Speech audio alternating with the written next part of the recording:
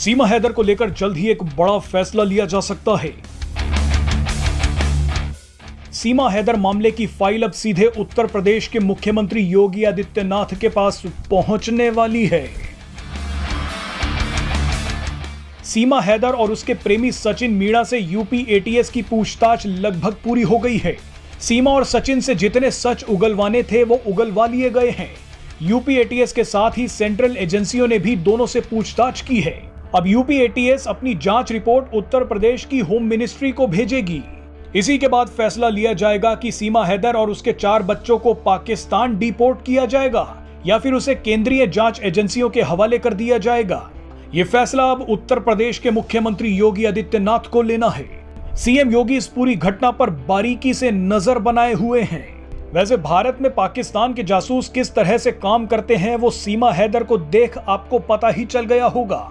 सीमा हैदर से एक गलती हुई और वो पकड़ी गई। अगर सीमा हैदर पकड़ी नहीं जाती तो वो आराम से अपने मिशन में लगी रहती। सीमा हैदर के पास कई पासपोर्ट थे, उसके पास आधार कार्ड भी था। वो बात भी बिल्कुल भारतीय लोगों की तरह ही कर रही है।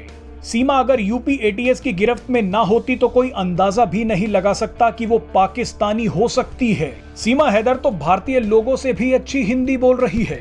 सीमा हैदर के मामले ने एक बड़ा सवाल जरूर खड़ा कर दिया है। अब आप ही सोचिए कि क्या इस बात को नकारा जा सकता है कि भारत में और सीमा हैदर नहीं हो सकती?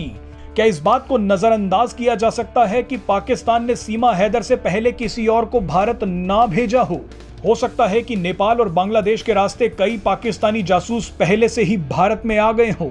इस बात को भी कैसे नकारा जा सकता है कि गैर कानूनी तरीके से भारत पहुंचे रोहिंग्या मुसलमान पाकिस्तान के लिए जासूसी नहीं कर रहे। सीमा हैदर से जब पूछताछ की गई तो पता चला कि वो सचिन मीणा के अलावा कई और लोगों से भी बात कर रही थी।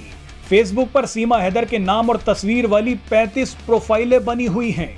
ये भी खुलासा हुआ है कि सीमा हैदर भारतीय सेना के जवानों से भी बातचीत करने की कोशिश कर रही थी। यानी सीमा हैदर की तैयारी पूरी थी। हो सकता है कि सीमा हैदर भारतीय सेना से जुड़ी जानकारियां पाकिस्तान पहुंचाना चाहती हो। यह भी हो सकता है कि सीमा सचिन मीणा जैसे लड़कों का एक नेटवर्क भी तैयार कर रही हो।